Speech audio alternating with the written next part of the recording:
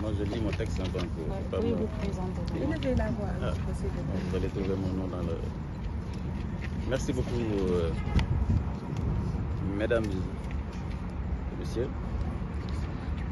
Nous sommes venus cet après-midi répondre à l'invitation de Monsieur le Président de la République suite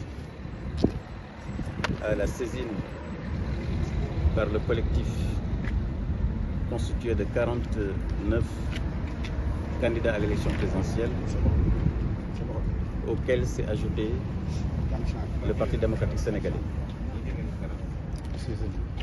et ses alliés qui sont très nombreux. Dans les prochains jours, nous vous donnerons l'effectif exact.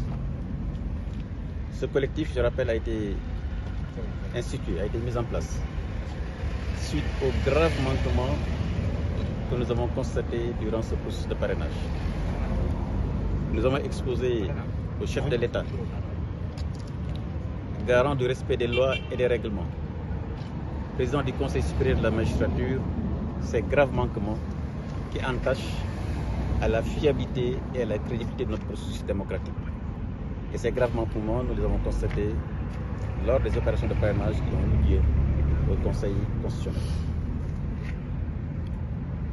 Plus de 500 000 de nos compatriotes,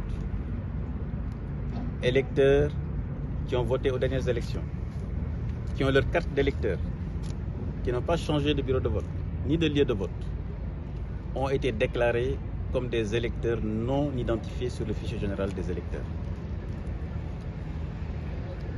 Le plus grave, c'est que quand nous avons lu le compte-rendu du Conseil constitutionnel suite au recours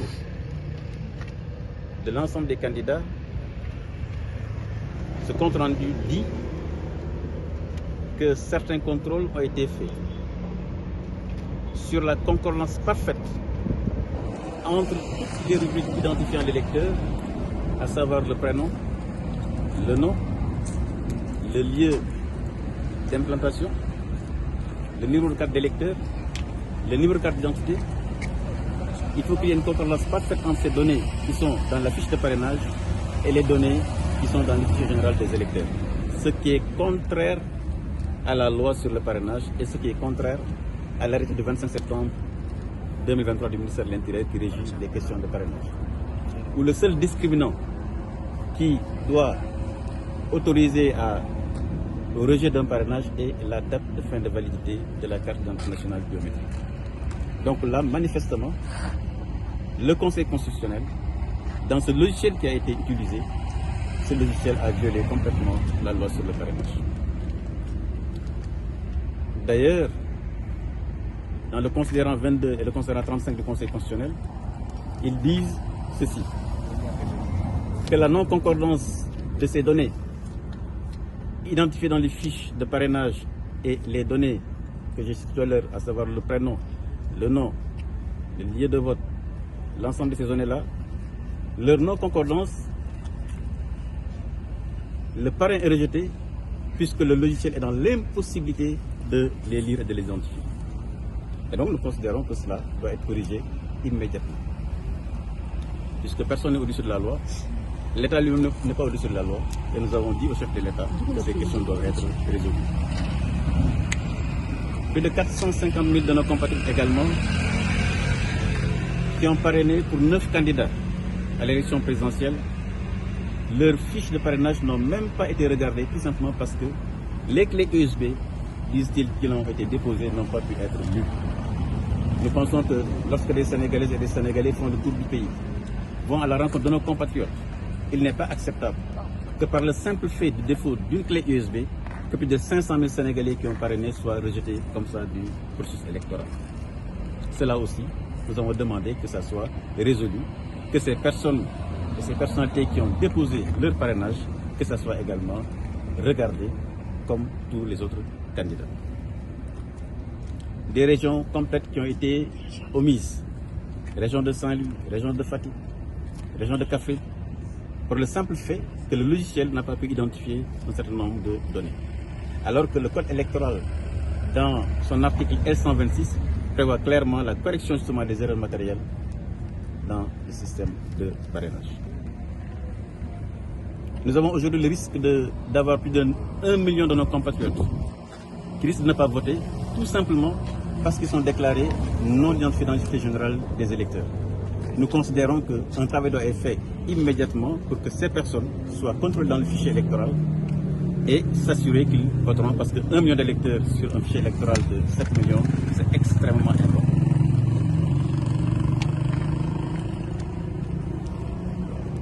Nous avons également parlé avec le chef de l'État de nos jeunes compatriotes qui sont dans les liens de la détention, qui sont emprisonnés. Nous avons considéré que ces Sénégalaises et Sénégalais doivent être également libérés à travers des procédures que les avocats vont initier. Et sur cela, le chef de l'État était très attentif. Nous rendrons compte justement à ces personnes concernées pour que leurs avocats initient des procédures de demande de liberté provisoire pour qu'ils soient au sein des siens et qu'ils vivent dignement. Nous avons également considéré qu'un Sénégalais, en l'occurrence Diomaye Faye, dont la candidature a été validée par le Conseil constitutionnel, nous considérons que sa place n'est pas en prison et qu'il doit être libéré pour qu'il puisse battre campagne comme tous les autres candidats, tout simplement parce que nous devons être tous égaux devant la loi et que justement l'élection présidentielle serait totalement déséquilibrée si un candidat doit battre sa campagne au niveau de la maison d'arrêt.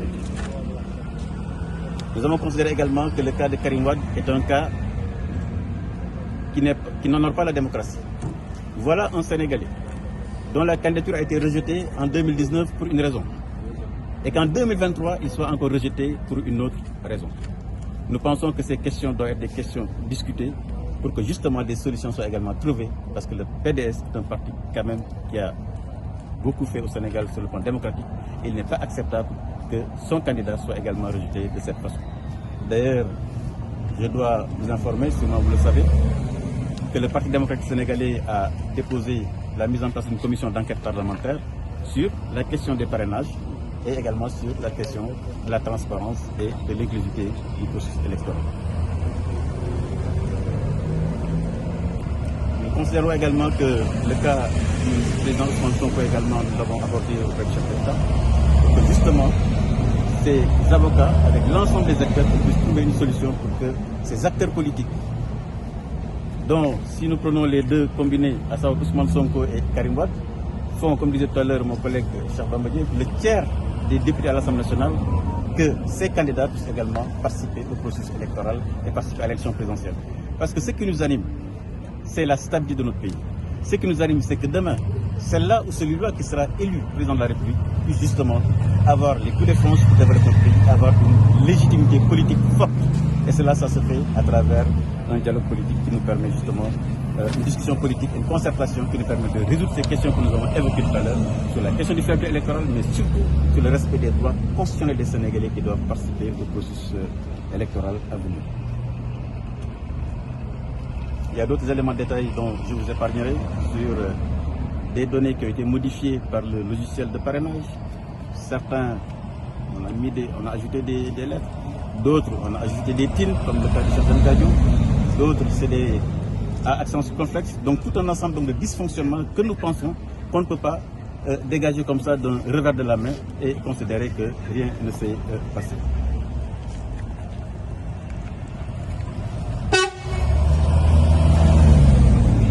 Mesdames et messieurs, ces questions ont été exposées au chef de l'État, qui a prêté une oreille très attentive. Évidemment, ces questions politiques intéressent toute la nation. Elles intéressent la nation dans le sens où un processus électoral viable, stabilisé, un processus électoral, le respect des droits des électeurs. J'ai parlé tout à l'heure de 1 million de nos compatriotes, qu'ils puissent voter dans des conditions normales. Le respect des droits de ces candidats qui ont fait le tour du Sénégal. Nous ne devons pas accepter une seule seconde que ceux-là qui ont fait ce travail-là soit rejeté parce que tout simplement un logiciel n'arrive pas à lire les données. Nous avons donc décidé, après une concertation avec les 49 candidats, avec le Parti démocratique sénégalais et ses alliés, que nous allons élargir la discussion pour que justement, dans le respect des lois et des règlements, dans le respect de notre loi fondamentale, que nous puissions aller vers ces élections le 25 février dans des conditions apaisées, dans des conditions transparentes, pour que chaque Sénégalais doit y participe dans des conditions qui permettent à notre démocratie d'être renforcée. Mesdames et messieurs, voilà les quelques mots de compte rendu que je voulais donc apporter à votre connaissance. On vous remercie encore une fois. Monsieur Sarr, une petite question s'il vous plaît, une petite question. Inviter le chef de l'État à agir afin de permettre à tous ces candidats recalés là de pouvoir participer au processus électoral. N'est-ce pas là une manière, n'est-ce pas là une ingérence en fait dans le processus électoral du moment où le Conseil constitutionnel s'est déjà prononcé et a déjà publié la liste définitive? Si vous avez bien écouté mon exposé, madame, je vous ai dit ce que la loi électorale prévoit sur le contrôle des parrainages n'a pas été respecté. Alors, est-ce que nous sommes dans un pays démocratique? Lorsque la loi n'est pas respectée, on doit croiser les bras? Non. Les Sénégalais ont des droits. Les candidats ont des droits. Le Conseil constitutionnel n'est pas au-dessus de la loi. Nous pensons que lorsque la loi n'est pas respectée, on doit prendre les mesures qu'il faut. Parce qu'à partir du moment où on laisse passer le manque de respect de cette loi pour les Sénégalais qui ont parrainé et qu'on a déclaré non identifiés sur le fichier électoral, à partir du moment où des dizaines de candidats dont les parrains ont été déposés en version papier comme en version électronique et qu'on ne s'est même pas donné la peine d'aller regarder la version papier puisque la clé est considérée comme étant inaccessible, si nous acceptons cela, nous ne sommes plus dans un état de droit. Un état de droit, c'est un état qui respecte les droits des citoyens. Un état de droit, c'est un état où les citoyens sont également équitables. Un état de droit, c'est un état également où l'État n'est pas au-dessus de la loi et naturellement les membres de l'État également ne sont pas au-dessus de la loi. Le collectif est décidé à se battre aujourd'hui et décidé à se battre demain pour que les droits des Sénégalais et des Sénégalais soient respectés d'une façon ou d'une autre. Est-ce que c'est une manière pour vous de dire aujourd'hui les élections seront reportées à une date ultérieure?